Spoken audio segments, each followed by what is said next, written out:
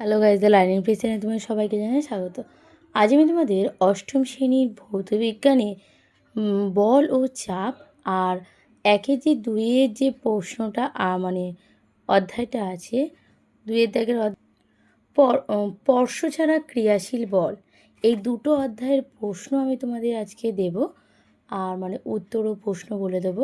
আর পরের দিন আমি 1.3 যে আলো তাপ আছে ওগুলো তোমাদের আমি করাবো। চলো বলে দিই প্রশ্নগুলো। প্রথমে তোমাদের কি বল কি বা বল আমাদের কি কি কাজ লাগে এটা করবে। পরের প্রশ্ন, বল সংক্রান্ত নিউটনের গতিসূত্রগুলি বিবৃতি করো। পরের প্রশ্ন, ক্রিয়া বল ও প্রতিক্রিয়া বল বলতে কি বোঝো আর উদাহরণ দাও। দেখো তোমাদের আমি উত্তরটা দেখিয়ে দিচ্ছি, যাদের বই আছে তারা দাগ দিয়ে নাও, আর যাদের নেই তারা কিন্তু এখান থেকে স্ক্রিনশট মেরে নিতে পারো। তারপরের প্রশ্নে চলে যাব, এসআইতে বল পরিমাপের একক কী আর এ কাকে বলে, মানে এসআই বলতে একক কি নিউটন, নিউটন কাকে বলে, আর সিজিএস পদ্ধতিতে বলের একক এটা তোমরা দেখে নাও। পরের প্রশ্ন, হাতে ধরে রাখা যে কোনো বাটখারা হাতের ওপর বল প্রয়োগ করে, এক্ষেত্রে কোনো ত্বরণ সৃষ্টি হয় না। এই বল মাপা যাবে কিভাবে সেটা তোমরা পরীক্ষার সাহায্যে করো। আগের পৃষ্ঠায় শুরু হয়েছে, দেখো এই পৃষ্ঠার এই যে শেষে 3 কেজি ভর আছে, এটাই কিন্তু এই যে দেখো পরিমাপ করা যায়, এটা তোমাদের কিন্তু লাস্ট। ঘর্ষণ বল কাকে বলে, এই বল মাপবে কিভাবে পরীক্ষার দ্বারা দেখাও, এটাও তোমাদের কিন্তু একটা পরীক্ষা আছে। আবার দেখো কি বলেছে, ঘর্ষণ বল কখন ও কোথায় উদ্ভব হয় সেটা তোমাদের এখান থেকে শুরু হচ্ছে, এই যে দেখো একটা লাইন আছে এখানে তোমাদের শেষ হচ্ছে। তারপরে কি আছে, স্থিত ঘর্ষণ কাকে বলে উদাহরণ দাও, এটা তোমাদের ছোট। পরের প্রশ্ন, যদি কোনো স্থির বস্তুর ওপর টানের মাপ ধাপে ধাপে বাড়ানো হয় তবে স্থির অবস্থায় ঘর্ষণ বলের মান কত হবে তা নিচে সরণিতে দেখো। দেখো একটা ছোট ছকের মাধ্যমে তোমাদের কিন্তু বলে দিয়েছে, খুব সুন্দর করে দিয়েছে, এটা কিন্তু তোমরা পড়বে, এটা তোমাদের শূন্যস্থান পূরণ হিসাবে কিন্তু দেয়।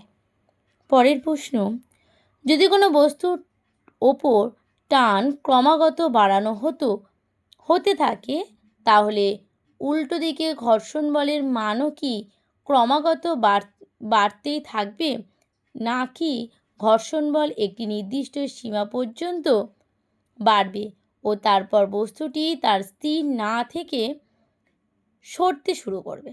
ঠিক আছে, এটাও তোমরা কিন্তু করবে। পরের প্রশ্ন কি, ঘনত্ব কাকে বলে, ঘনত্বর এসআই ও সিজিএস পদ্ধতির একক কী আর তাদের মধ্যে যে সম্পর্ক সেটা প্রতিষ্ঠাতা করো। এটা এখান থেকে তোমাদের শুরু হচ্ছে, দেখে নাও, তোমরা কিন্তু স্ক্রিনশটও মেরে নিতে পারো। এটা আবার দেখো এখানে গিয়ে তোমাদের শেষ হচ্ছে, এই যে দেখো দিয়ে দিয়েছে, খুব সুন্দরভাবে কিন্তু তোমাদের সংক্ষিপ্ত বিবরণ দিয়েছে, তোমরা দেখে নাও। তারপরে কি বলেছে, পারদের ঘনত্ব 13.6 গ্রাম বা পার সিসি বলতে কী বোঝো, মানে কাকে বলো। ওখান থেকে তোমাদের শুরু হচ্ছে, দেখো এখানে এই ভেসে থাকবে, এটা তোমাদের শেষ। পরের প্রশ্ন, তরলের চাপ কাকে বলে, তরলের মধ্যস্থ কোনো বিন্দুতে চাপ কোন কোন বিষয়ের ওপর নির্ভরশীল, অথবা তরলের চাপের বৈশিষ্ট্য লেখো। 3টে ধাপে কিন্তু তোমাদের প্রশ্ন আছে, এই যে দেখো এখান থেকে শুরু হচ্ছে, এইখানে তোমাদের শেষ। পরের প্রশ্ন, কোন স্থানে তরলের চাপ কি শুধু নিচের দিকে ক্রিয়া করে ব্যাখ্যা করো, এটা তোমার ছোটোভাবে দেওয়া আছে। তারপরের প্রশ্ন, এটাও তোমাদের একটা পরীক্ষা, বোতলের জলপূর্ণ একটি ঢাকনা খোলা বোতলের গায়ে বোতলের তলদেশ থেকে ভিন্ন উচ্চতায় 2টি ফুটো করা হলো, কোন ফুটো দিয়ে জল বেশি বেগে নির্গত হবে, ফুটো দুটি একই উচ্চতায় থাকলে কি ঘটতো সেটি তোমাদের পরীক্ষার সাহায্যে দেখাতে বলেছে। এখান থেকে শুরু হচ্ছে, দেখো মানে এটা তোমাদের 2 নম্বরের প্রশ্ন, তো এটা ছোট করেই তোমাদের দেওয়া আছে। তারপরে দেখো বলেছে কি, বায়ুর চাপ কাকে বলে, প্রমাণ বায়ুমণ্ডলীয় চাপ কি আর এর মান নির্ণয় করো, এটাও তোমাদের সুন্দর করে দেওয়া আছে, যাদের বই নেই তারা স্ক্রিনশট মেরে নাও। আর এই ভিডিওটা তোমাদের কিন্তু একটু বড় হবে। প্লাবতা কাকে বলে আর এর বৈশিষ্ট্য? প্লাবতা কোন কোন বিষয়ের উপর নির্ভর করে? ভাষণ ও নিমজ্জন কি, উদাহরণ সহ বোঝাও, এবং বস্তুর ভাষণ ও নিমজ্জন সত্রগুলো কি সেটা লেখো। এখানে তোমাদের শেষ হচ্ছে। এখানে তোমাদের পার্থক্য আছে স্থিতি ঘর্ষণ ও গতীয় ঘর্ষণ পার্থক্য, এটা তোমরা করবে, এটা কিন্তু ইম্পর্টেন্ট একটা কোশ্চেন। এসআইতে অভিকর্ষজ ত্বরণের মান কত? কত মান? 9.8। 1 কেজি ভার ইজিক্যাল টু কি? 9.8 নিউটন। ছোট কোশ্চেনগুলো তোমাদের বলছি, টেবিলের উপরে একটি বই স্থির অবস্থায় আছে। বইটি স্থির থাকার কারণ বইটির ওপর কোনো বল কাজ করছে না, অথবা বইটির ওজন ও টেবিলের লম্ব প্রতিক্রিয়া পরস্পর সমমানে পরস্পরের বিমুখ, অথবা বইটির তলদেশে টেবিলের দেওয়ার কোনো ঘর্ষণ বল কাজ না করার জন্য, অথবা বস্তুর ওজন টেবিলের লম্ব প্রতিক্রিয়ার চেয়ে বেশি। কি করে হচ্ছে না, বইটির ওজন ও টেবিলের লম্ব প্রতিক্রিয়া পরস্পর সমমানের ও পরস্পর বিপরীতমুখী। পরের প্রশ্ন, ঘনত্বের এসআইয়ের একক কি? ঘনত্বের এসআইয়ের একক কি? কিলোগ্রাম বা ঘনমিটার। পরের প্রশ্ন, জলের ঘনত্ব হলো 1 কেজি প্রতি লিটারে। তাহলে উত্তর কি না 1 কেজি প্রতি লিটারে। যেগুলো তোমাদের টিক মারা আছে সেই প্রশ্নগুলোই তোমরা করবে। পরেরটা কি বলেছে, আর তোমাদের প্রশ্ন বলছি না, যেগুলো দেখো টিক মার আছে সেগুলোই তোমরা কিন্তু করে নাও। দেখো এদিকে চলে আসো প্রশ্ন, আমি তোমাদের কিন্তু ভালো করে দেখাচ্ছি, তোমরা স্ক্রিনশট মেরে নাও, দেখে নাও।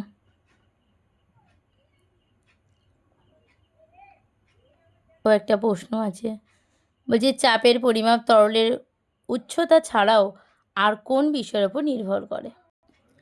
এদিকে দেখো দুটো প্রশ্ন তোমাদের। চলে আসো এদিকে, পরের অধ্যায়ে চলে এসেছি। স্পর্শ ছাড়া ক্রিয়াশীল বলের মহাকর্ষজ বল বলতে কি বোঝো, আর এই বলে কয়েকটি ধর্ম লেখো। সর্বজনীন মহাকর্ষজ ধ্রুবকের সংখ্যা কি? আর সিজিএস বা এসআই পদ্ধতিতে তার একক কি? এটা কিন্তু একটু তোমাদের বড় আছে, এটা দেখে নাও, এখান থেকে স্টার্ট হচ্ছে, এখানে কিন্তু শেষ। তারপরেরটা, নিউটনের মহাকর্ষজ সূত্রের অনুসারে মহাবিশ্বে যে কোনো দুটি বস্তু পরস্পরকে আকর্ষণ করে, তাহলে সেই আকর্ষণ ক্রিয়া কেন ভূপৃষ্ঠের ওপর থাকা একই বস্তু অন্যের গায়ে এসে পড়ে না, এর গণনা হিসাবে ব্যাখ্যা করতে বলেছে। খুব সুন্দরভাবে ব্যাখ্যা করে দিয়েছে, দেখো দেখে নাও তোমরা। এটা ওখানে শুরু হচ্ছে, এখানে কিন্তু তোমার শেষ হচ্ছে। তারপরের প্রশ্ন এখন নিচে আমি দাগ দিয়ে দিয়েছি, এটা দেখে নাও। তারপর এটা, তারপর দেখো 12 আর 11 দাগের যে প্রশ্নটা আছে। যেহেতু তোমাদের ভিডিওটা একটু বেশি বড় হচ্ছে, তাই আমি আর তোমাদের মুখে বললাম না, দেখিয়ে দিই।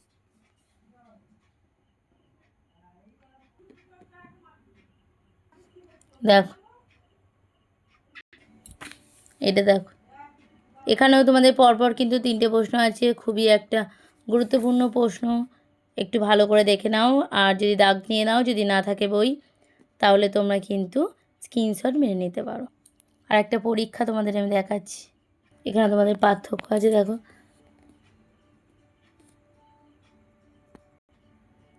নিচের প্রশ্নটা।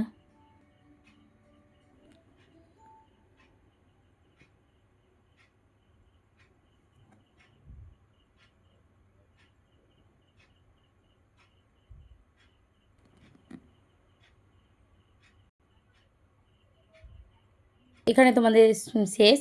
পরের দিন আমি বাকি যে তাপ আলো যে অধ্যায়গুলো আছে সেখান থেকে প্রশ্ন নিয়ে চলে আসবো। যদি তোমাদের ভিডিওটা ভালো লাগে, একটা সাবস্ক্রাইব, লাইক আর কমেন্ট করে জানাবে কেমন হয়েছে, আর বন্ধুদের মধ্যে অনেক অনেক শেয়ার।